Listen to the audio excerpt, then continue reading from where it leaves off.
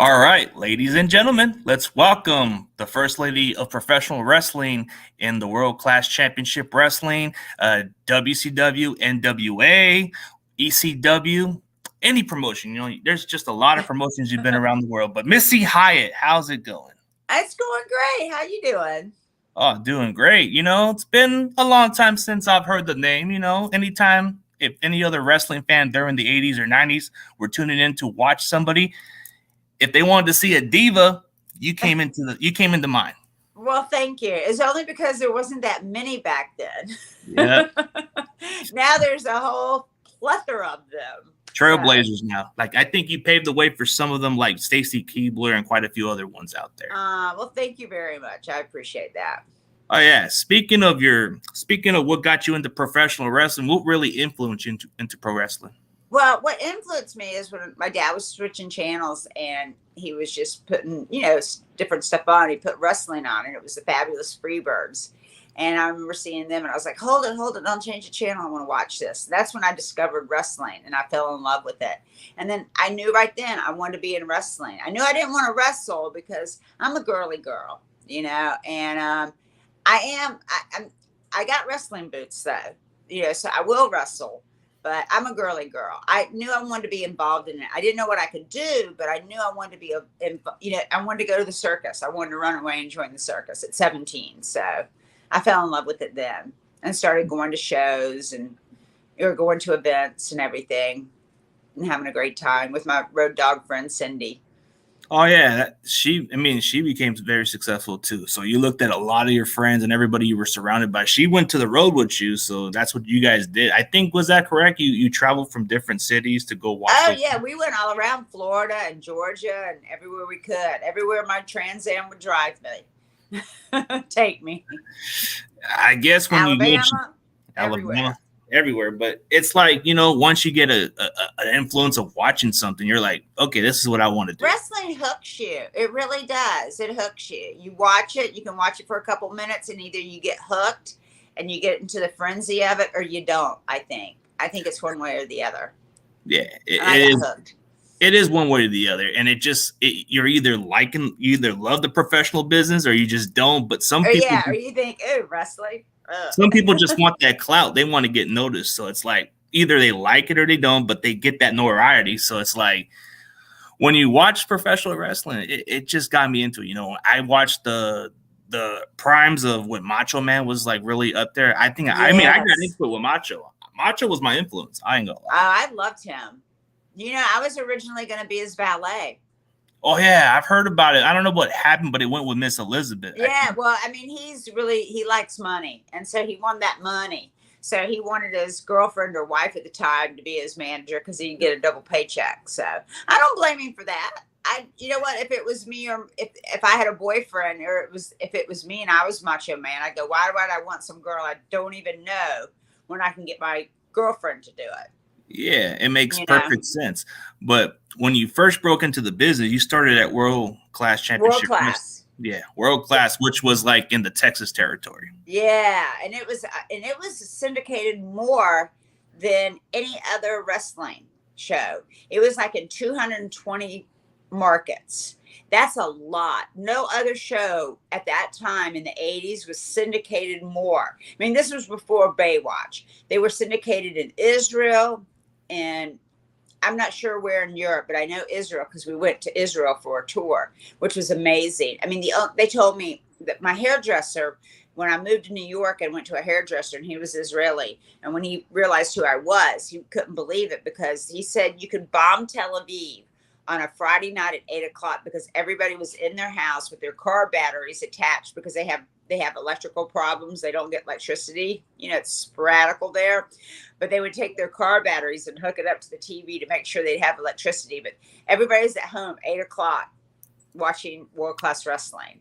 And he was the biggest fan ever. And when we went over there, it was like we were superstars. It was amazing because nothing else was on TV but NBA basketball and wrestling, and then public stuff and educational stuff. So we were the only entertainment on television at the time. Yeah, so it was amazing. Yeah, that was when the territory was so much out there, baby. Yeah, everything was territories back then. I wish I would have gotten in wrestling maybe 5 years earlier, but then I would have been like 12. But if I wish I'd have been a little bit older and gotten the territories in the 80s, then I could have worked like Pacific Northwest, Florida, even WWE or WWF it was. Or But, in Memphis. Calgary, I would have loved to have worked those other territories. Oh yeah, like I heard Stu Hart is a really tough trainer. So Yeah. yeah, let me show you this move. I'm gonna do this submission, and you're gonna not move away. I don't know if I did the impersonation right, but you kind of sound just like that. But the only impression I can do is Buddy Landell. Oh, I gotta hear it. Okay, Missy, no. My name's Buddy Landell. I got Gucci shoes. I am the original nature boy. I do the Southern accent. It doesn't sound like him, but the Southern accent does. So.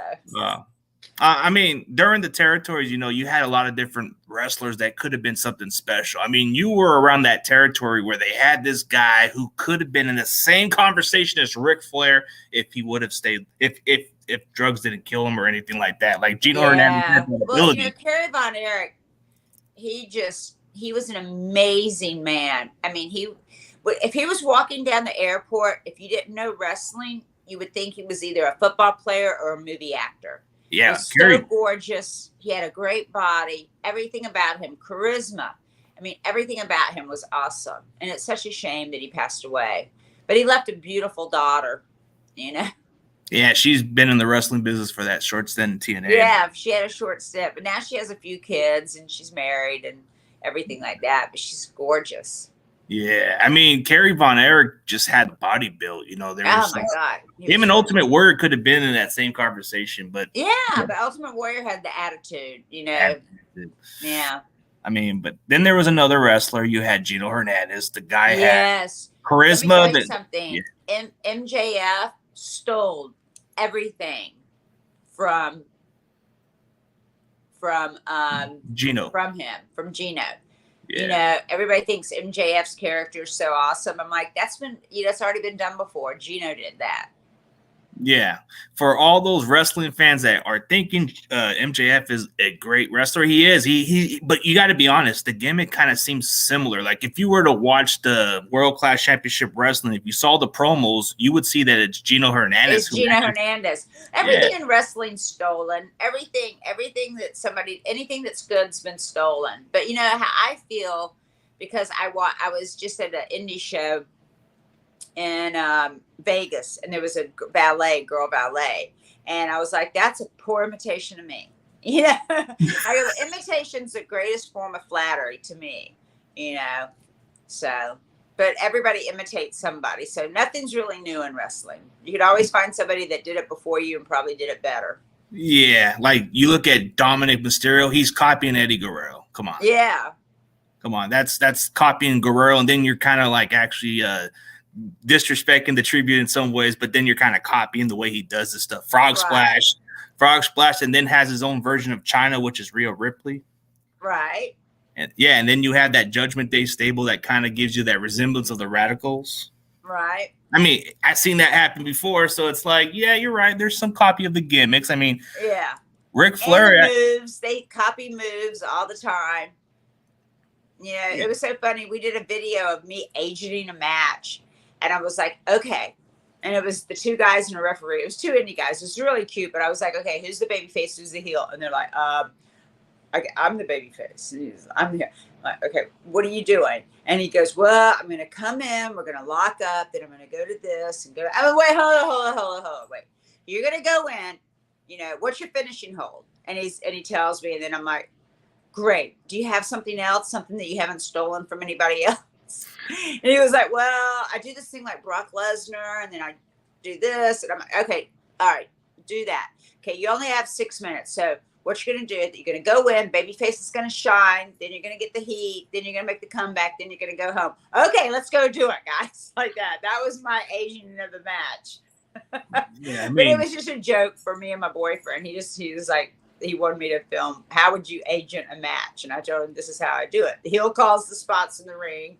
And I go through a little thing with them, and I was just, that was it, because that's how it was for us. None of this, everything in a script form. I hear that WWE wrestlers get a script, and they tell them which moves to use. They script out the matches. Yeah. And that's unheard of to me. I don't know how they do it. I don't know how they wrestle. I could not do it. I could not memorize something and do it. It's just like, that's why my Missy manners failed in WWE, because, you know, Vince had them scripted out. They weren't scripted, like written down, but he went over what I was to say when I went out there. So I was just regurgitating something that I was told, and it didn't come off genuine, and it didn't come out good. And that's why my segments sucked and were never aired. Part of that's how you felt about criticism a little of your work, but there was a couple of good work angles you had. Like, I think there was like an interesting segment where you, and I guess before he became Paul Heyman in WCW, you had this one cocky young actor, whatever he was. Jason Hervey. Yeah, Jason Hervey. That was an interesting telephone. Yeah, interesting angle too. Yeah, it was fun. And then me and Paulie went all around doing the mixed tag. I was with the Steiner brothers and him. I was with the Steiner brothers, and he was with Barry Windham and Arn Anderson. And we went all around for the Great American Bash tour for like a month doing the mixed tags, and it ended with the Great American Bash in Baltimore. But what they had the mixed tag, and it was on the poster. They publicized it, everything. And then they found out when we got there that night that the athletic commission in Maryland said a woman can't be in the ring with a man. And I said, well, all I do is run in there and covering 1, 2, 3. I don't wrestle. They're like, nope, we can't have a woman in the ring with a man. So that's why they had the hardliners kidnap me before the match and take me away. But then they never led to it. The next week I was just back again, and no one ever said anything about the hardliners kidnapping me.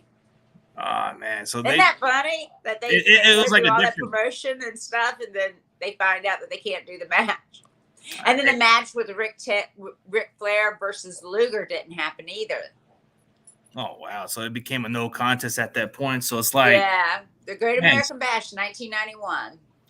So like if the era was different then, like what if the Divas were involved in your time? Would you have got an opportunity to do what you did, or you would rather prefer? I probably would have wrestled. I probably would have. I asked my boss at the time when I was in WCW if I could go down to the power plant and learn how to wrestle, because Sherry Martel was coming in and I wanted to work with her.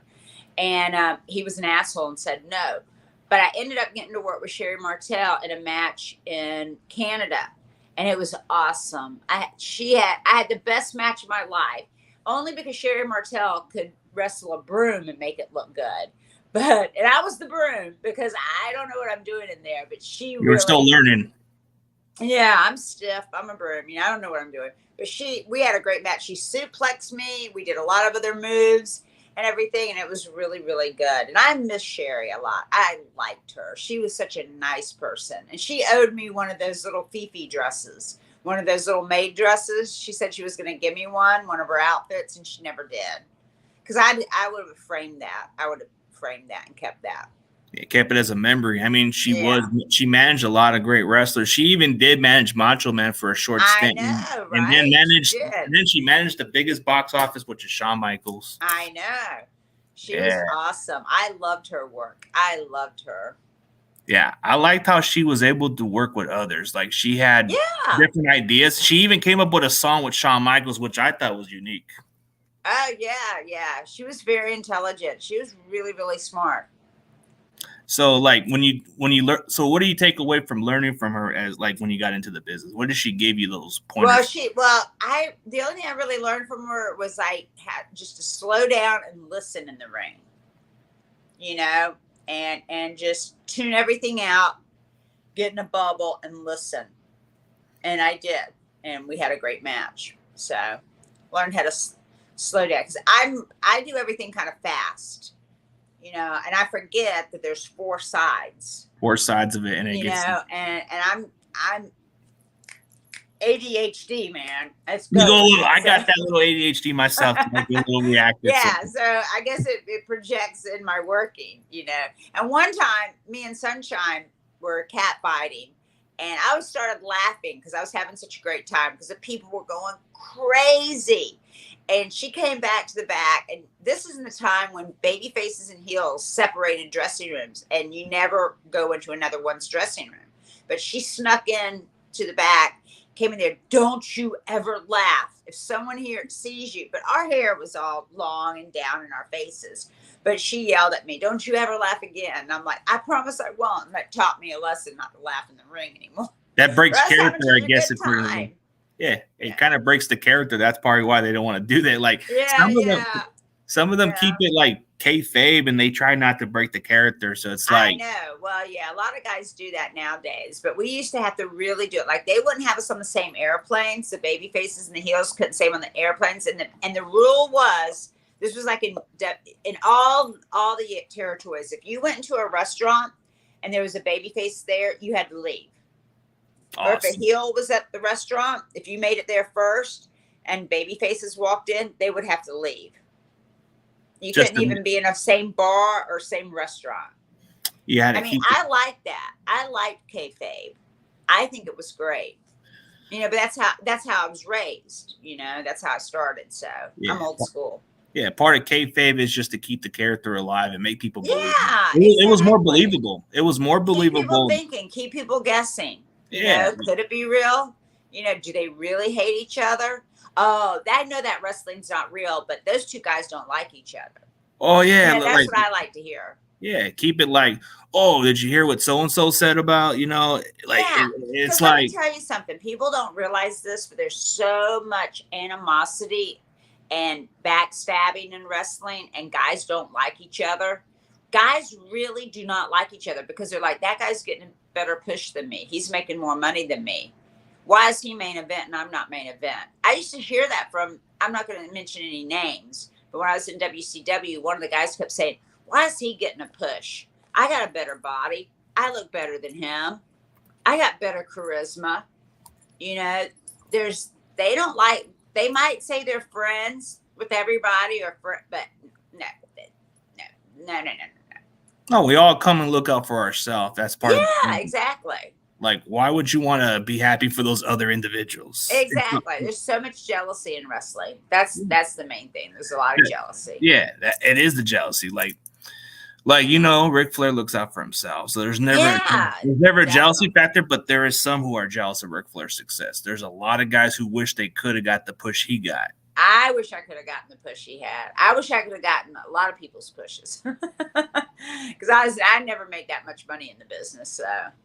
Oh, yeah, absolutely. It's like the money was different then, and the way you had a lot of these wrestlers. I just hope the women are being paid what they deserve. Because the women, you know, I said this one time on a panel, and I was up there, and what was his name? He was an announcer in WWE, and he was a manager. He just died of he died a while back of throat cancer.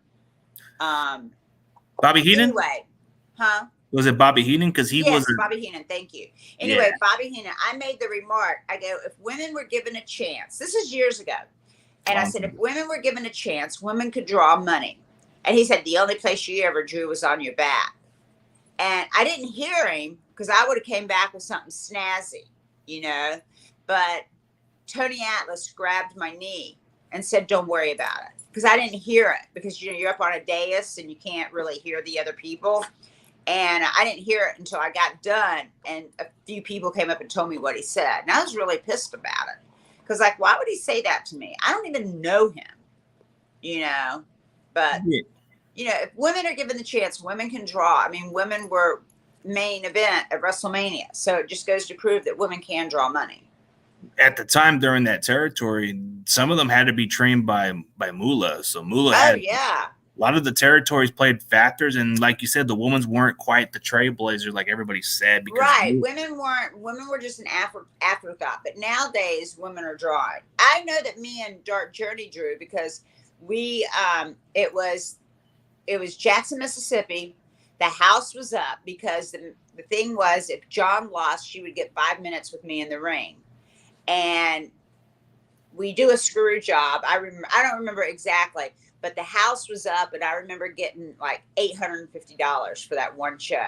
And I was like, you know, you have to understand, this is 1986. $850 in 1986 is like $2,000 now. And so that was a good payday. And everybody said they were there. Stop Wiglet. So my dog's like shaking the camera. Sorry. Sorry. Anyway, everybody was like, they came to me and they thanked me for the house. And I've never been thanked for the house before. But usually back in the day, when you had a really good house, you would thank the main eventers or the special event or whatever, the people that drew the money, they thanked it. And I remember some of the guys came to me and said, thank you for the house. Thank you for the house. You drew the house. And that made me feel so good. That contribution, you had some part of it, and everybody has a role, but like everybody has a role. From the guy that loses or whatever, he's there to enhance and make the other guy look good. Like everybody, like SD Jones. SD Jones made a career and had a long, glorious career because he was always put over in house shows and put over. And then he would beat the guy. So when someone beat him, they were beating a talented wrestler. They weren't beating just some schmo. They were beating like a top guy that making draw. Like SD Jones, I have more respect for him than I do a lot of the other guys. Yeah, there's just a lot of these other wrestlers who got in the business for whatever reason, but some of them didn't even have a purpose. They just got pushed in or somehow. I know, right? And some of them don't even have the passion. Like there's quite a few of those wrestlers. They just do it for the money. You know what gets me is, like you said, Stacy Keibler and stuff. She won like a diva search. She didn't even know anything about wrestling. She fell into her. She didn't have the passion for it. She didn't have the love for it. She didn't travel to go see the shows. You know what I'm saying? She didn't pay her dues. And I remember Medusa getting upset because she was making way more money than Medusa was. Medusa paid her dues. She wrestled to Japan. She did everything. I mean, she's a remarkable woman. And, and then some other schmo bitch comes along that wins some bikini contest or whatever and gets paid twice as much money than you. I'd have been pissed. Yeah, the way they had it then, some of them didn't even pay their dues, like you said, the diva searches, and some of them didn't. They just fell into it, and I'm just like, and they didn't love the business. You got to love it to be in it. I personally think the way you can become a superstar is you got to really love the business and embrace it and understand it and learn from everybody around you, and then you'll do well. But if you go in there with an attitude that you know everything, because nobody knows everything. Facts. And you learn from everybody. You learn what happened from people that came before you. If it wasn't for Sunshine, I wouldn't know I wouldn't know what to do. Sunshine really helped me. I learned a lot even from Dark Journey, even though we were both pretty green at the time. But you learn from people. Michael Hayes taught me a lot. Jim Ross helped me. I mean, you got to listen to the other people that have been around a lot longer. They will help. Longer and wiser and know. And if you ask for help, like I said, I was at the indie show in Phoenix and Vegas this past weekend, and I was talking to these younger guys, and I was talking to them about Bronco Lubitsch and about World Class because they were asking me about stuff because WWE shows all my old stuff on TV. And it's all on the internet. And they were asking me about certain guys and stuff. And so I like that. I love being able to talk and help. And then if they ask me, hey, will you watch my match or will you watch my interview and tell me what you can do? I'm always happy to help, if anybody wants anything. But nobody asks. They used to ask. Back in my day, you would ask somebody to watch your stuff and critique it because you want to do better. You want to improve. Nowadays, they don't do that. And it's a shame. Yeah, you want to take it as a compliment, but improve that aspect of your. Like sometimes I feel like I have a little bit to improve, but at the end of the day, there's just a lot of these athletes that you have to look at as human beings. Some of them pay their dues, like you said, and then some of them just did it the hard way. So it's like, but when you look at the territories, man, you went to a lot of territories. Yeah, I got to be in Memphis, which was awesome. That was so much fun. Doing live TV every Saturday morning. I mean, you have to understand, when I started in wrestling, like wrestling right now, they can't draw ticketed fans to buildings. They draw TV ratings, but they can't draw money at the gate. We used to draw every Friday night in Dallas, Texas, and every Monday in Fort Worth. Every single week, we drew a crowd, paid crowd. They can't do that nowadays because it's a TV show. The product has changed. Wrestling's changed to a television product. Yeah. And they get the ratings. They get ungodly amount of ratings, which is awesome. Yeah, when you get a TV deal like that, it helps you build your audience more. But like, but they're building TV audience. They're not building an audience that's going to pay money to come and get in their car, drive to the event, pay for parking, pay for hot dogs, pay for T-shirts. You know what I'm saying? It's really changed a lot. Yeah, it's changed a lot because it's changed over the years. But when you look at it's changed to be a brand. You know, it's like the circus, like WWE. They don't ever promote who's what match, who versus who anymore, really. It's just the brand is coming to town. Like, at least here in Tallahassee, where I live, you know, I'll hear it on the radio. WWE SmackDown's coming to town. You know, you'll see such stars as, you know, so-and-so and so-and-so. But they never say who versus who anymore because people really don't care. They're going to see the brand. Yeah, the brand just sells me. Yeah, the dogs are barking. Someone, I think it's sorry. But like, yeah, you know, the brand, that's all they look at. You know, when you think of the WWE brand, they're gonna say, "Oh, that's a big time product. I'm going." It's it's like Walt Disney. You're gonna go there. It's a big deal. Yeah. I mean, well, this weekend I'm gonna be at Jake's Back Room in Lubbock, Texas, and it's gonna be really, really amazing. And they're on Fight TV. You know, I don't know if you know about Fight TV. Oh, I've heard of that. You can watch a lot of good indie stuff on Fight TV that have the indie groups that have television. And this is I'm going to be there, and it's called I forget what it's called. Oops, but I know it's Jake's Back Room. I believe it's Jake's Back Room.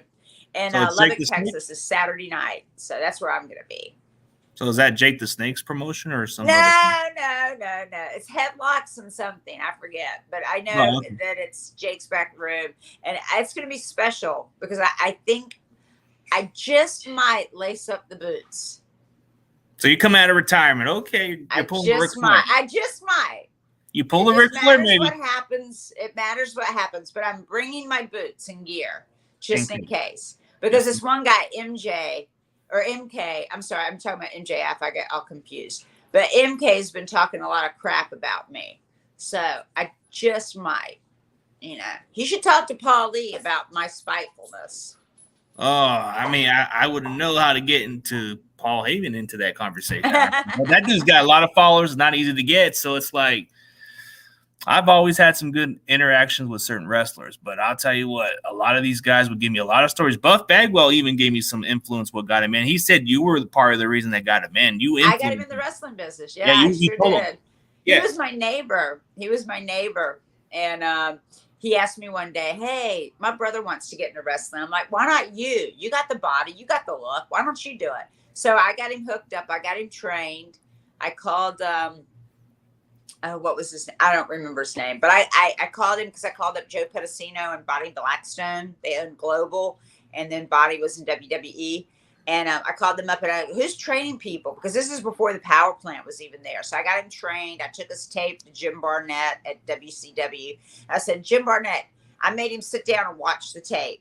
You know, because they all had TVs and VCRs, and because back then different time their tapes and stuff. And he's like, "Oh, Missy, you should be a scout. You know, you got a great guy. You know." So yeah, I got him in the business. Yeah, he was greener.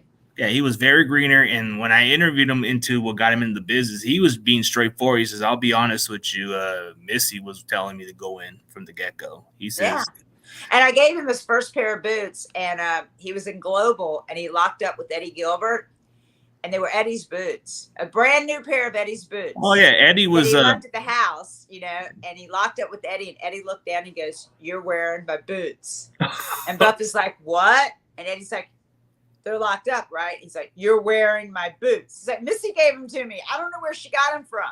You're wearing my boots." Oh, he got pissed. He got so pissed. So that I mean that husband at the time, man, was Eddie. Like he was a pretty solid wrestler, right? Like Eddie was a great worker. He was a great mind. Great mind for the business. He was like even a booker too, from what I was told. And he was amazing. It's a shame he's passed away at such an early age. Too early. Like, but yeah. he had a really good mind for the business. A lot of wrestlers actually respect what he did, and Yeah. Oh yeah, he was great. He could take chicken shit and make it into chicken salad. Oh yeah, I've heard it from what Jim Cornette said. Jim Cornette said some stuff like this before. Yeah. He said he would turn this, into chicken salad, the chicken shit, whatever. I mean, I don't know, like, what was it like working with somebody like Jim Cornette? Was he ever like? Jim was fun. I never got to work against him, and I really missed out. That's why I wish I would have gotten the territories a little bit earlier. Because Jim Cornette was a hoot. His stuff with Baby Doll was great. Like when he did the thing that she could have been pregnant, and he hit her, and she lost the baby and stuff. It was great. That was great TV. Jim Cornette was just a fabulous. I love Jim Cornette. He's a fabulous guy, and he's great. He's great as a manager. Great manager, really great. He gets a lot of great heat, but as far as him recently, I mean, he does great podcasts. So I know his podcast is awesome. I did it one time. It was awesome. Yeah, he had me back on because I haven't been on in a long time. Oh, I've seen a couple of those Vanguard. The only thing with him, he's a rabid liberal. So we don't talk politics, you know. Yeah, I wouldn't want to talk politics either. You know, I don't get into. No, not with him because he's crazy. He's a crazy liberal. I know. That's why I don't get involved with politics like most people. I keep it exactly. I'm like, you know, I don't have a side. You know, I don't care for Biden. I don't care for neither. You know, I just want the best for the country. You know what? I think that's the way to be honest with you. Yeah, neutral. Yeah. Keep it peaceful, keep it respectful. We got to all just look at it that way. But I see that all get along. It's all get along. You know, I see that you're a big time Trump. I seen it, but it's cool. You know, I like that we have a right. He's a businessman. I looked at it from the standpoint of he's not a politician. Because he's a businessman. Show me a politician who's a millionaire, I'll show you a crook. Because you're supposed to get into public service to help people and not become rich. You know, they don't get paid a lot. You know, like congressmen and stuff get paid, what, $100,000 a year, but they're all millionaires. Something sneaky's going on. But I thought a man that doesn't need the money, who donated his salary to veterans and stuff, doesn't need the money, maybe can run this country like a business. And he did a great job. I thought he did a wonderful job. The job market is what he did the best. You know, I mean, run this country as a business and run it like a business and cut off all the wasteful spending and do this and make it better. You know, run it like a business. A successful businessman can run a country better than a politician, in my point of view. Oh yeah, I like DeSantis, my governor. You know, I think he's great.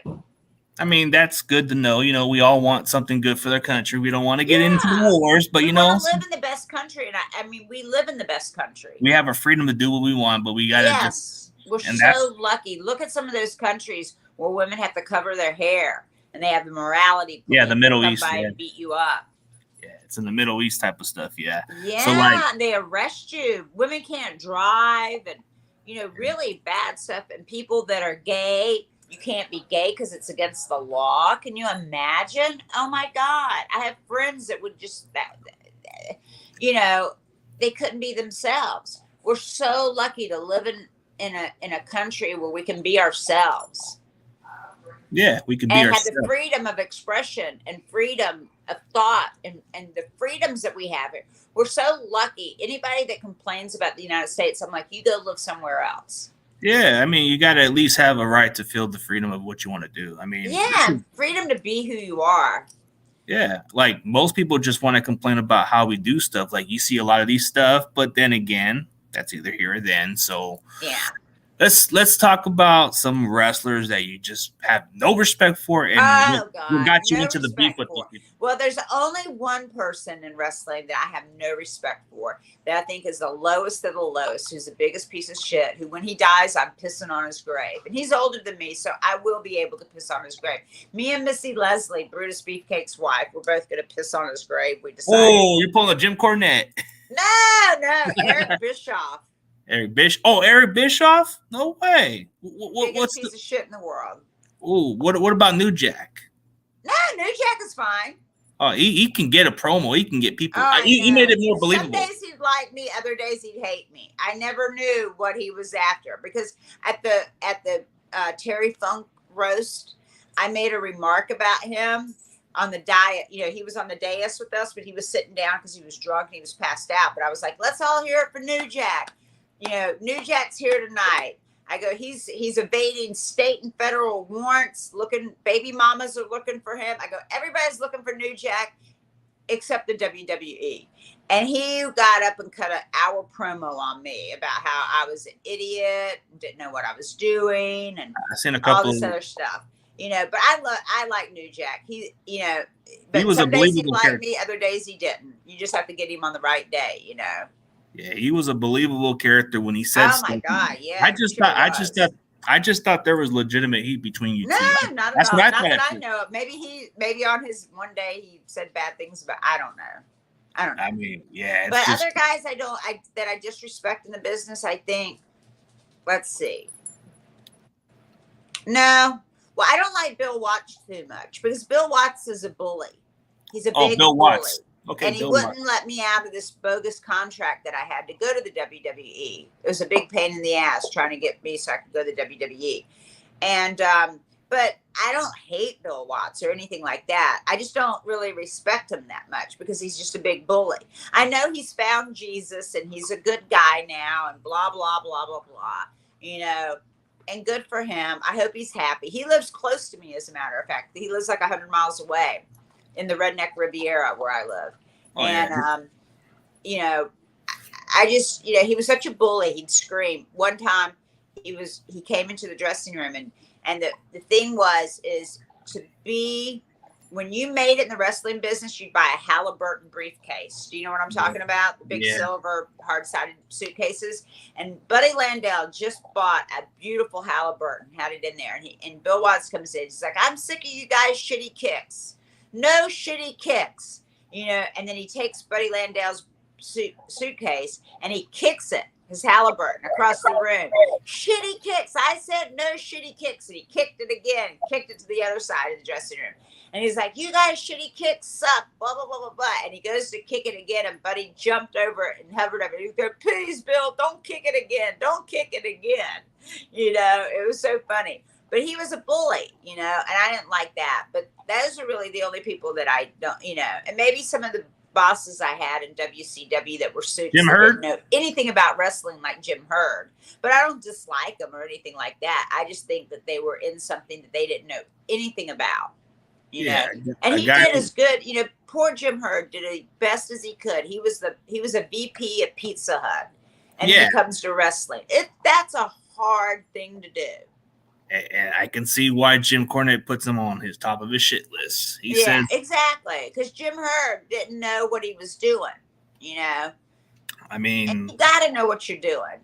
Yeah, it just comes off with certain people who just had no business over there. But you looked at a lot of these guys. I mean, I can see why Vince Russo's very hated at times. Oh yeah, Vince Russo. Yeah, because he had one great run, and then he killed a couple companies. He's like Bischoff. He killed a couple companies. I mean, Bischoff, you have to understand, in 1994, my calendar outsold the Dallas Cowboy cheerleaders. Ooh. My hotline, the 99-cent hotline, wrestling hotline that they had, I made the company over $500,000 a year, and he still fired me. Damn. He didn't care about money. He wanted to suck up Jason Hervey's ass and kiss his ass and be friends with him. And he fired me because Jason was mad at me because we broke up. It was all personal. He doesn't care about money. He cares personal stuff. And he did a lot of bad shit to Brutus Beefcake. He did a lot of bad shit to a lot of people for personal reasons, not business reasons. That's why I disrespect him. That's why I don't like him. Because, Jason. Huh? So Jason Hervey's on one of your lists for sure? No, Jason's a piece of shit, but he's not. He's not anybody that I want to talk about. But he, because I broke up with him.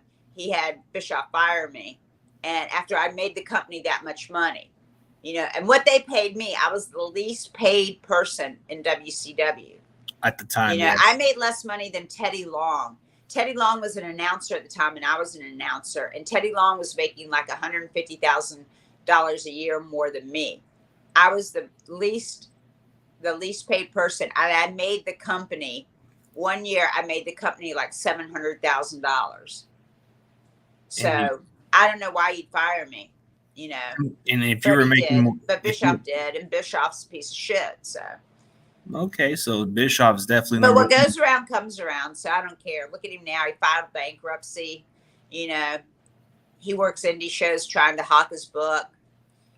You know, he's a low life. Yeah, I've seen a lot of people have some issues with him. Even Honky Tonk Man hates him because he said Bischoff got him fired for no reason. He said, Yeah. if you can't give me a contract, then I can't work for you. Yeah, he's just a low life. You know, he's a low life. He Yeah. wanted to get into Hollywood, and he couldn't make it in Hollywood. He tried. He had this kids team challenge, some kids TV show that he wanted to get done. I let him stay at my house in LA, use my 63 Corvette to go around to other to producers or whatever, trying to sell his TV show, you know, because he was one of the announcers with me, and we were, you know, we were friendly, but I didn't really know him. But he was coming to LA. I said, "Oh, please stay at my house, and I'll let you take my car," and blah blah blah blah blah. You know, and then he ends up less than a year later firing me. You know, which he's a piece of shit. So. Okay, Bischoff was more of a crooked business, and then He was an idiot. And he's an idiot. He doesn't know anything about wrestling. He doesn't know anything about it because he goes by personal stuff. He doesn't do it by business. He's not business. Okay. But who I love in wrestling, let's see, who are the people I love in wrestling? I love Jim Ross. Jim Ross helped me so much. Great person. Huh? Great announcer, great announcer, great businessman. And he really helped me when I started doing the announcing. And I loved working with him. I had more fun working with him and Tony Schiavone than I ever did in wrestling. Him and John Tatum. I love John Tatum because that's who I started with, Hollywood John Tatum. And today's his birthday. And anyway, Hollywood is awesome. I love him to death. If it wasn't for him, I'd never have been in wrestling, and we wouldn't be talking today. And Jim, and who else do I really, really love? Those are like my top people. Oh, Tommy Rich is another one? I love Tommy Rich. I love him. Because let me tell you something. 1981, you turn on TBS, you turn on Georgia Championship Wrestling, Tommy Rich was the hottest thing going. He was hotter than John Cena. He was hotter than Hulk Hogan. He was Mr. Cable TV. Yeah, Wildfire, Tommy Rich, and he was the youngest. Wildfire. Oh, yeah. Wildfire, but he was 17 years old and in love with Wildfire. Wildfire, youngest NWA champion. Go pitter patter when I saw him talking on TV. Like during that time, he was the youngest NWA champion during that time. I know. He beat Harley Race, which was at the greatest NWA champion. Which was one of the greatest wrestlers there is. Yeah, with all due respect to Ric Flair, but I think Harley Race was a legit, really tough guy. Yeah. And I think Terry Funk is up there too, because I think Terry Funk is an amazing worker. Very innovative guy. He became more of a hardcore style wrestler. And then I know. He was amazing. I mean, he just changed wrestling. He changed wrestling for sure. Yeah, he sure did. But there was a couple of wrestlers I've seen you appeared on. Bradshaw was a really great heel. That dude just knew how to get people to hate him. Oh my God, yes, I love him. Oh, that guy's awesome. I mean, even at the time when I was a kid, he made me so believable. The way how he treated Guerrero, I think that's what got me really into saying I can't stand that guy. But he made it so believable. I know. Eddie Guerrero is cool as hell. Yeah, Guerrero just made everybody. He was very good with everybody else, and I guess from what Bradshaw said during his Hall of Fame speech, that if it wasn't for Guerrero pushing that JBL character, he wouldn't have got where he was. Right, exactly. It takes two, one person's got to do off the other person. One person helps the other one helps the other one. It's not just one. It takes a group. It takes an effort. It takes a collectively group and effort. But there's a lot of great heel guys. But I think if we're being honest with the way how other promotions are, like in TNA, I think the only top heel they got right now is Bully Ray. Bully Ray, even at the oldest age, he's still the top heel for sure. Yeah. He just makes everybody hate him. That's just. I know. I love that. I like the bad guys. Even though my first love was Tommy Rich, I love the bad guys because I loved Michael Hayes. Michael Hayes was awesome bad guy. Even with the feuds with Von Erich. My top favorite bad guy was Michael Hayes. Yeah, his feuds with the Von Erichs during those, Oh my gosh, legendary. like they sold shows with those type of matches, and then Yep. you had feuds with a lot of other wrestlers, and then you had some guys during the territory that were real legitimate tough guys. You had Bruiser I love Brody. Gino Hernandez and Chris Adams when they lost their hair at the Cotton Bowl. Ooh. We sold out the Cotton Bowl. A local promotion sold out the Cotton Bowl. And it sold out a lot. Like we sold out a lot of places, but the Cotton Bowl was huge. And they lost their hair that night. And I just remember working that show, and I was in awe because I just started, and I'd only been in wrestling for like a month and a half, and worked that show. And I just remember being out there going, all the Japanese photographers around the ring, and just the hype and just the buzz and just everything. It was amazing. Yeah, Chris Adams and him, and Chris Adams was a solid top tier for them at the territory. And then Gino could have been easily the top guy, but my God, definitely. Well, you know what was going to happen? They were going to split me and John up, and John was going to get Sunshine as a manager, and I was going to go with Gino, and we were going to run a program. And then Gino passed away. Oh, so there was a good chance you were going to work with Gino. You were going to be his manager?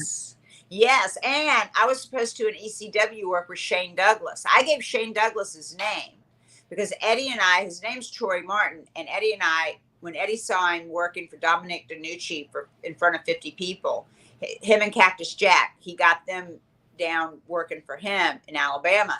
And he said, I want to name a babyface Shane. And I just seen the movie Wall Street with Michael Douglas. And so I gave him the last name Douglas. So I came up with Shane's name. But I was supposed to work with him in ECW.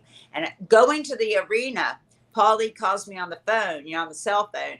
And he tells me that I was going to work with the Sandman instead. And I didn't even know who the Sandman was. But I was so disappointed that I didn't get to work with Shane. Still to this day, I've missed so many opportunities, with Randy Savage, with Gino Hernandez, with WWE. Like, I've missed so many opportunities. I've missed more opportunities than I've had. Yeah, like in general, like a lot of those could have been big time draws. Like you going with Macho Man, that would have been interesting. That would have been amazing. Yeah, but see, I couldn't have played the demure, soft little lady. I'm too, and that's why me and John worked together so great, because I got to play the rich, bratty, spoiled girl. I can play that a whole lot better than I can play like a demure, Yeah, I could have imagined that maybe you and Gino would have put on a really great program because you guys had the similar personality. We would have rocked wrestling. Yeah. I think this personality was pretty much identical. If I would have stayed with John, me and John could have gone so much farther and rocked. But, you're 21 at the time. Somebody comes and gives you attention, and you don't think, and you're stupid, and you do things. You don't look at the future, and you don't look at hindsight. And if I'd have known what kind of man John Tatum was going to turn into, I would have never left him for Eddie Gilbert. I look back, and that's a really big disappointment that I have in my life that I did, because me and John could have gone far, because John was a great worker. I mean, he wasn't a great worker. I shouldn't say that, but he was a solid worker, and he had the best facial expressions when he was like, and he sold so good. He was a great seller. I mean, he'd take flying bumps for you. I mean, he was amazing. He really was. So. Yeah. But things happen and everything happens. So, I mean, if I wouldn't have made that mistake, I would have made another mistake down the road. I would have made different mistakes. So I don't beat myself up about it. So no, nobody's perfect. We all live with the bumps and stuff. Yeah, we all live with the mistakes that we make. So it's all about moving to the next one. I mean, like, life goes on, but like in professional wrestling, and everybody has different directions. But I mean, right. It would have been intriguing if you would have worked with Macho. It would have been intriguing to work with Gino, but those things just never happened. So it's like, I know, it never happened for me. But was there like any other interaction with Adrian Adonis or no? No, I never met Adrian, I don't think. I've seen a lot of like this guy was a real like tough He was guy. a tough guy. Real tough guy. Like everybody hated him. Big time tough guy. I think what really kind of made him so much hated was he actually overdid the gay character. I know, right? Pushed it too far. That. And speaking of tough guys, Haku, he's another tough guy in wrestling. Legit tough guy. Big time tough guy. I just did a movie with him. It's about aliens chasing wrestlers and turning wrestlers into aliens. Haku, yeah. And I get to shoot a bunch of aliens with a gun, with a shotgun. And I'm, they got close-ups of me going, bam, bam. It was cool. It was fun. I don't know when that movie's going to come out. That was like over a year ago that I filmed that. Whoops. Sorry. It's all right. That. It's okay. I mean, we covered pretty much everything you wanted over here. So, for all the audience, we can just go from there. Do you see me? Nah, you're dark. I'm dark. Okay, well, I'm sorry. I don't know what happened. It's okay. Okay. Well, was that good? Yeah, it's fine. But for everybody, and don't forget this weekend in Lubbock, Texas. Okay, check out the show in Lubbock, Texas, and definitely go. There I am. I'm back. Okay. Oh, you're back? Oh, okay. You were just hiding from it. I'm sorry, I have a foster dog here. I foster Jack Russell Terriers, and if you know anything about Jack Russells, you know they're crazy dogs. And I keep throwing her the ball, hoping she'll go away, but she keeps coming up here and jumping on the bed and moving the stick. I'm in my bed, okay? This is my production company. My production studio is my bedroom. But anyway, she keeps jumping on the bed and making everything bounce. So I apologize about that. It's okay. But I mean, I believe we pretty much covered all the basics that you wanted to answer. But yeah. I think for everybody else, I mean, if you guys are not too familiar with Missy Hyatt, you got to watch those World-Class Championship Wrestling, WCW in the early years. Right, UWF. And I'm on Twitter. You can hit me up, Missy Hyatt at Twitter, or The Real Missy Hyatt at Instagram. Yeah.